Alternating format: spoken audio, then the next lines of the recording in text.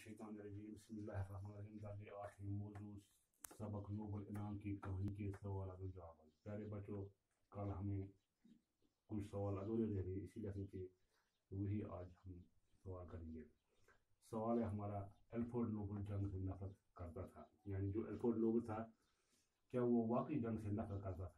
Dynamite जैसी खतरनाक बारूद जंग के लिए जो उसने डायनामाइट ईजाद किया, वो जंग के लिए खतरनाक नहीं, बल्कि पहाड़ों को उड़ाकर पत्थर वगैरह निकालने और जमीन पैदा करने के लिए उसने वो जो उसने डायनामाइट ईजाद किया, वो उसने जंग की मखसूस के लिए उसने वो पहाड़ों को हटाकर वहां से जमीन बनवाई, इसलिए उसने वो ईजाद किया। और अमन कायम करने के लिए इनाम रखवाया है, ताकि दुनिया में जमीन पैदा करने के लिए ईजाद किया है। एल्फ्रेड अमन कायम करने के लिए इनाम रखवाया है, ताकि दुनिया में अमन का, इसलिए ये ईजाद किया कि ताकि इससे दुनिया में अमन कायम। इसके पहले सवाल, एल्फ्रेड अपने कारकुनों और मजदूरों का ख्याल रखता था। यानी जो एल्फ्रेड नोबल था, वो जो उसके पास जो मुलाजिम थे, क्या वो उनका ख्याल रखता था? एल्फ्रेड बड़ा फराग दिल आदमी था। जो एल्फ्रेड था वो बड़ा फराग वसी दिल आदमी था।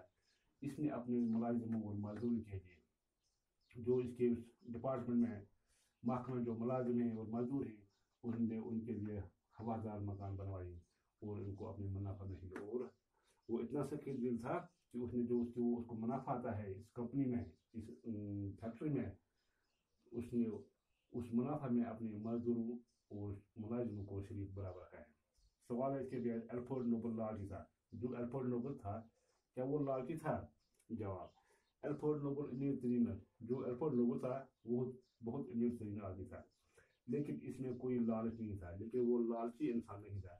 अपने मुलाजिमों और मजदूरों को, जो इसके पास जो मुलाजिम और मजदूरों को अपनी तजारत के मुनाफा में तो इतना सख्त था कि उसने अपनी तजारत में इन अपने मुलाजिमों और अपने मजदूरों को शरीक रखा था।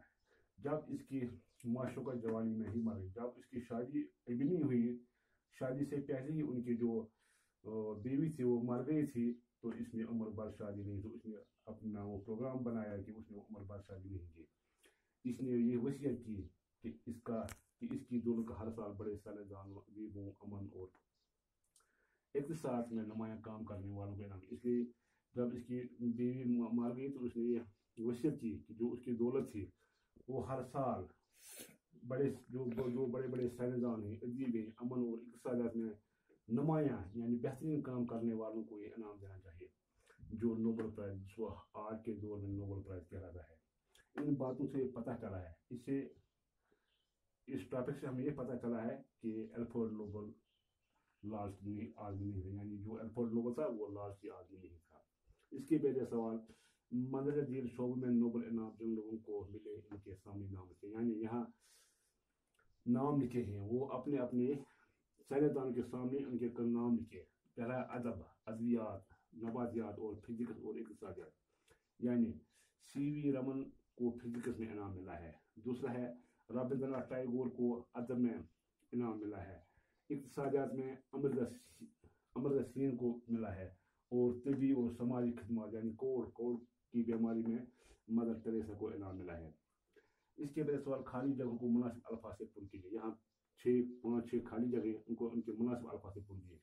पहला खाली जगह है नोबल प्राइज अदब, अमन, फिजिक्स, केमिस्ट्री और रेडिएशन। यानी जो नोबल इनाम है वो अदब में, फिजिक्स में और केमिस्ट्री में और इसके बाद इक़्तिसादियात में दिए जाते हैं। दूसरा है नोबल प्राइज एल्फ्रेड के मरने से शुरू हुआ। यानी नोबल प्राइज एल्फ्रेड के मरने के बाद, यानी जो नोबल प्राइज का काम शुरू हुआ जब एल्फ्रेड नोबल की डेथ हुई, इसके बाद उसका वो शुरू हो गया मरने के बाद। एल्फ्रेड नोबल ने डैश ईजाद किया। एल्फ्रेड नोबल ने कौन सा काम ईजाद किया? उसने डायनामाइट ईजाद किया। एल्फ्रेड नोबल जंग से डैश करता था। एल्फ्रेड नोबल जंग से नफरत करता था, वो अमन चाहता था। नोबल प्राइज दुनिया के सबसे बड़ा डैश है। यानी जो नोबल प्राइज है वो दुनिया में सबसे बड़ा इनामात हैं। छठा है एल्फ्रेड नोबल अपने मुनाफा में हजारों मजदूरों और कारकुनों को भी डायरेक्ट करेगा, यानी जो उसको मुनाफा मिलता है, इस फैक्ट्री से जो मुनाफा मिलता है वो उस मुनाफे में अपने मजदूरों और कारकुनों को भी शरीक कर सकता है। ये है इस लेसन के कुछ सवाल। इंशाल्लाह अगर मिलेंगे हो तो सुबह इसके आगे और सवाल करेंगे। बाकी वसलम टीचर गुलाम शेख।